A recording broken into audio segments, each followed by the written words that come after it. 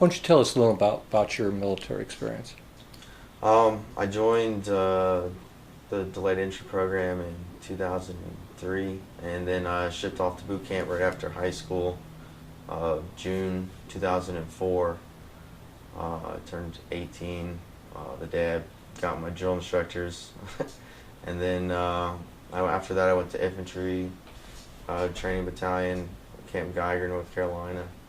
And then I got stationed at Camp Lejeune at 2nd Tank Tow Platoon. What was your motivation to join the Marines? Well, I always wanted to be in the military ever since I can remember. And then when the war kicked off, I was too young to join, but I remember staying up all night watching the news and dying to get over there. I felt like I was going to miss my chance. So I joined as soon as I could, so then I could do what I always dreamt to do. Serve your country. What was it like over there? Uh, my first memories of going over there was I remember driving through Fallujah in the back of a 7-ton. It was right after the second siege of Fallujah had just ended. And I remember seeing bullet holes in every building, crumbled buildings all over the place, wild dogs running around. You wouldn't see any people because there was a curfew. I just remember sitting there being like, oh, I'm really here. So, I remember being hot. It was so hot. Getting off the plane, I could just feel like the heat, like you open an oven up. It didn't smell very good. I remember my squad leader telling me in Ireland to take the last breath of fresh air before we got on the plane to get into Iraq. What was it like? I mean, what was the air like? It just kind of smelled like, I don't know, just kind of dirty in a way. They have a lot of trash piles everywhere, which I'm sure helps with that. They don't have good sewage. It's not a good country. It doesn't have, or the stability of the cities aren't very great. They have like running blackouts, electricity going in and out. Do you think they adequately prepared you for what you experienced? I don't think you could really adequately be prepared. I think you can do the best you can to prepare someone, but everyone that goes over there is going to have the one time when they're like, oh shit, I'm really here. It's not whatever you thought in your mind it was going to be. Really? Now, I understand you were injured over there, weren't you? I didn't receive any wounds, but I did sustain an IED explosion to my vehicle. How'd that happen? We were driving down Route Mobile. It was on my second deployment, and it was still dark, and we run no lights on our vehicles, just the IR lights with NVGs, and there's an army convoy on the other lane heading towards us, and they always run white light, so they have like 18 lights literally on the front of the front vehicle so they can see any IEDs, because they're more going from base to base, whereas we're patrolling to try to catch the guy putting the IED in. Well, when the vehicles come, it's hard to see with your NVGs. It kind of whites them out. So we came to like an idle speed while they passed, which was what we would normally do. And we didn't see an MRE sleeve in the middle of the road. What is that? Meal ready to eat. It's like what you get issued for food over there when you're in the field. Somebody, I guess, didn't police their trash up, so they'll use that stuff to put things in. Oh, really? So they filled it up with like 20 to 40 pounds of C4, and goodness. they use these pieces of metal that have spacers in between them, so that way when the tire rolls over it, the metal connects and it detonates. That way, don't have to be around to detonate it on us. They can just leave it and forget it. I see. And that's what happened to you. Your vehicle drove over the top of one of these. Right. What happened then? I just remember seeing a flash, Uh, I remember yelling "fuck" really loud, just 'cause it scared the shit out of me. Um, there's like between the flash and me, I guess, yelling. I don't really remember in between that. I just remember looking up and there being dust everywhere, and going to get out of the vehicle, and our tires were gone in the front, so we sat a lot lower, and I fell out of the vehicle, and then I remember turning around to look at the vehicle, and from the windshield forward, where the engine used to be, was gone, and you could just see debris all around. Everyone was fine though. We thought our gunner got hit, but an ammo can had just gotten thrown into his stomach. So everyone was just fine, just a lot of headaches. How many tours did you serve over in Iraq? 2 tours to Iraq, one in 2005 and one in 2006. I see. So now you've been out for a while. What's your life been like since you've been out? Stressful. It's been okay at times, but it's been pretty just god awful at other times. Really? Been hard to adjust being back here? Yeah, and it probably would have been a lot easier if I didn't feel like people that are in places to help you adjust did their jobs correctly. Really? I've had a lot of issues with the VA, with the Wounded Warrior Battalion I was in, with employment. I think a lot of people just don't respond to veterans' resumes or applications. I've had trouble with the jobs I have tried to have, holding them for long periods of time due to panic attacks and anxiety at work, dealing with different customers or bosses that didn't understand or didn't care to understand. What's different? I really don't know how to put that into words, to be honest. I feel like if someone could, then other people would understand it. I think the only way you can understand it would be to relate. But something's changed, isn't it? Definitely. Yeah. Things that you've seen you can't talk about, or you just don't know how to?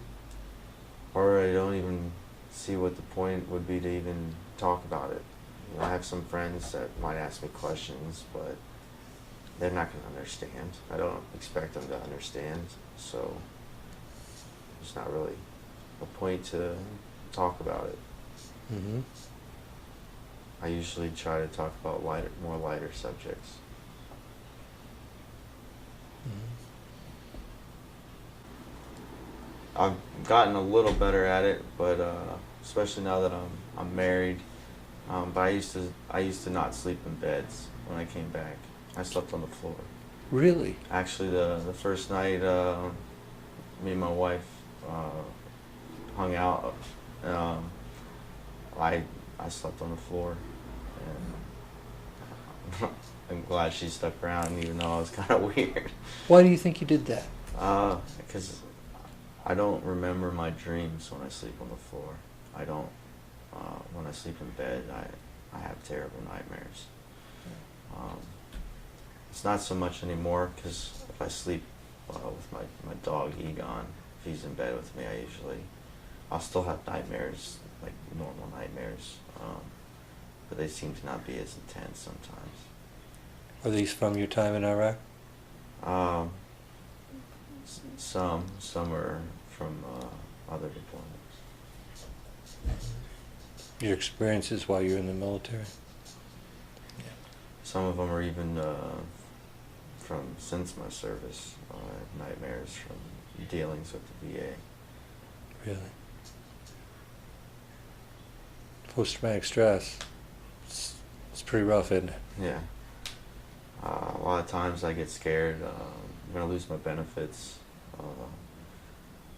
I have a herniated disc. I remember one time I went to the ER 3 or 4 times in 1 week because I thought my disc had come out more and it was putting pressure on my nerve.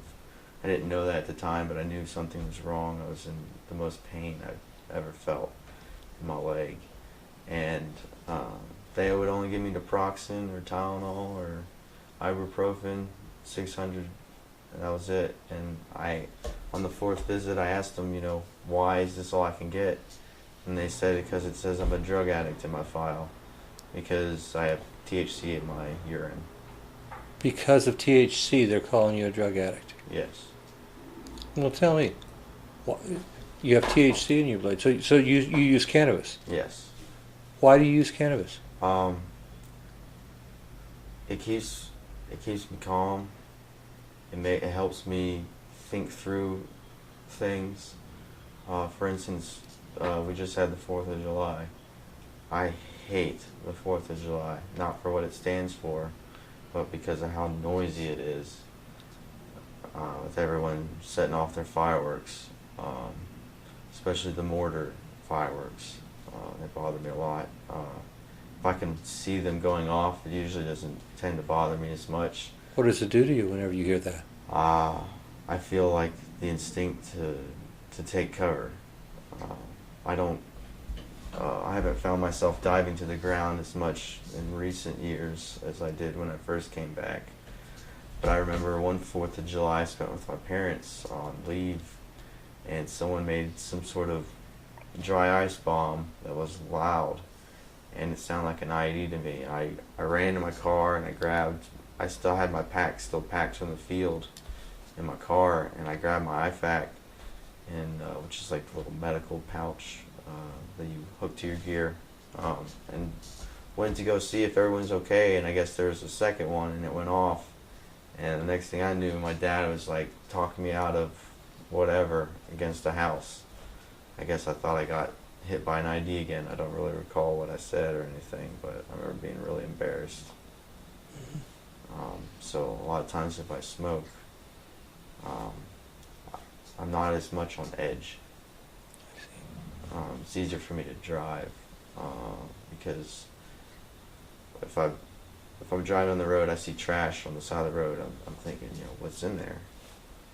I'm not thinking there's probably a half-eaten burger. I'm thinking, maybe there's something that's going to blow up. So a lot of times I have to talk myself that, hey, you're in Kentucky, you're not in Fallujah anymore, you're not over there. But I still get those feelings. I get stressed with traffic. I really hate it when people pull out to stop in the middle lane so then they continue turning when the traffic's clear, because it always makes me feel like a V-bed's about to dive into the side of my car. What is that? It's a vehicle-borne improvised explosive device. You've seen some things, haven't you? You're a young man. Yeah, I just turned 26. 26, and you've done an awful lot of living in those few years, haven't you? Okay, well tell me, you're dealing with post-traumatic stress, you're dealing with a traumatic brain injury and a week back. What's been the medical care like since you've been back? I don't go to the VA anymore. Why not? I didn't have very good care at Wounded Warrior Battalion and the Naval Hospital, so I have a lot of standoffish when it comes to trusting my physicians. I do go to the vet center and I get really good help there. Whereas the VA, I've not had the best of treatment there. There's a few people there that have been really helpful, but of the overall picture, I won't go there anymore. Well, what is your situation right now? What is your life today? Yeah, I'm married. I'm expecting twins, a boy and a girl. Should be here any day now. Congratulations. Thank you. I'm about to start going to school for music production, and I'm in a band here. Okay, So starting to put your life back together. Yeah, trying to. This will be my second attempt at school. I don't usually leave my house too often. I just don't like to be around a bunch of people, especially people I don't know. I even have trouble being around a large group of my own family. It just feels too chaotic for me. Me and my wife rarely eat out just because it's really hard to get a booth in the corner of the restaurant. And if I can't get one of those, I can't eat there because I don't like people behind me. I have nightmares most nights. I've punched my wife in the face in my sleep. She's a trooper though. She just punches me back. Yeah. But I always feel terrible when I wake up and she tells me about it. Since you've discovered that cannabis does help you with your symptoms, right? Yes.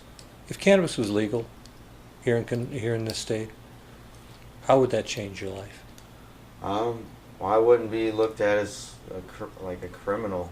You feel like you're a criminal? If you're treated like a criminal? I don't feel like I'm a criminal, but I feel like other people think I'm a criminal. Or I'm up to no good. I just want to have fun or something stupid like that. Whereas when I first started smoking pot, I was in Wounded Warrior Battalion, and I tried to shoot myself. And smoking pot was the only thing that kept me from shooting myself. Why did you want to shoot yourself? Because I didn't want to deal with this shit anymore. It sucks. It's not fun to live with. So I wanted to opt out. But I don't feel that way anymore. It still doesn't make it easier. It's just I have things that I can look forward to. There you go. At the time I didn't. But it caused a lot of problems because I was still in the military. I was a sergeant at the time. I'd been one for, I think, about 3 years, if I recall correctly.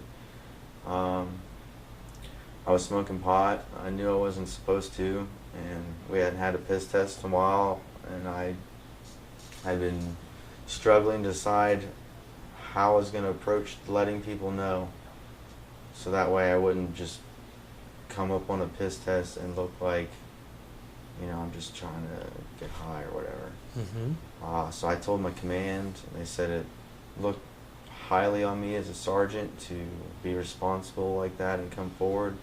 I told them like I was smoking because it was the only thing that kept me from shooting myself, and they sent me off to a dual treatment center that I later found out they didn't even research. I got put on a whole bunch of medications that made me tenfold as bad as I was when I left. Really? Do you recall what medications you were taking? I've been on like Wellbutrin, Prozac, Zoloft, Abilify, Ambien, Klonopin, Xanax, Trazodone, Seroquel. I know there's more. Geodon. I don't even really remember what that is.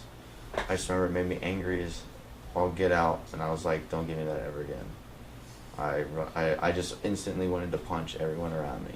Oh my goodness. And then I got when I came out of the hospital, I was on 1 milligram of Klonopin 3 times a day and 1 milligram of Xanax 3 times a day. By the time I didn't realize that it's the same medication. So I don't really know what kind of, what slip up that was, but it made my balance go way off. It made me think my TBI was worse off than it was. It's still not a great TBI, but it was definitely compounded being on the medication. Wellbutrin, I've been put on it 2 different times because once it was under Wellbutrin and the other time it was under a generic name. But the seamless transition they talk about from Wounded Warrior to VA doesn't exist. They still don't even have my medical record from the military. So each time I got put on Wellbutrin, I went into a flashback. And when I came back from the treatment center, I tried to not smoke pot. I tried to do, follow the rules like I always been, be a good Marine. But the way they handled business at Wounded Warrior Battalion caused me more stress than, it was just intoxicating, just being in that building, being around all the other wounded guys. And then you have people that have PTSD that are in charge of people with PTSD. So, you know, a staff sergeant has a bad day, he can make life a living hell for everyone else that's a lower rank because they're lower rank. You can't really be like, hey dude, why don't you calm yourself because you got PTSD.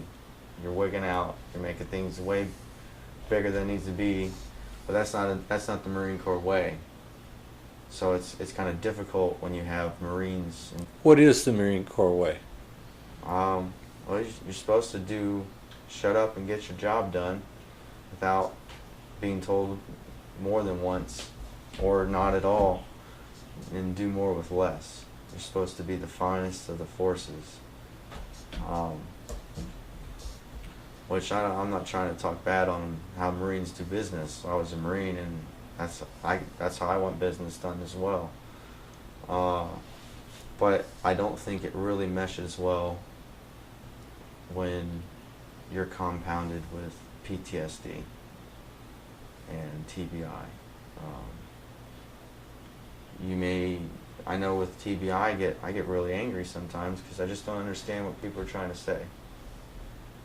I know America has a really bad pill epidemic going on. I get thrown into that category because I use cannabis, which is makes things a lot harder. I feel like a lot of guys in the military that use other drugs or drink to excess probably wouldn't if they had access to cannabis. How do you feel? Do you feel you're better with cannabis? Oh, definitely. Now, I don't smoke cannabis all day long. I definitely use it when needed. There's times where I can't sleep, so I'll smoke to sleep. Other times I might have a migraine, depending on what medication I'm on. I was on one medication up until recently, and I could not take migraine medicine with it because it has a critical reaction. But I have migraines all the time, so I use it for my migraines too, because sometimes putting sunglasses on and turning the lights off and closing the blinds and putting a blanket over your head can't make things dark enough to get the pain to go away, and sometimes a little bit of cannabis will help make it more bearable. Here's hoping that we can make things better for all veterans coming back from the war. Thank you. Well, thanks. How do you feel about that? I don't know.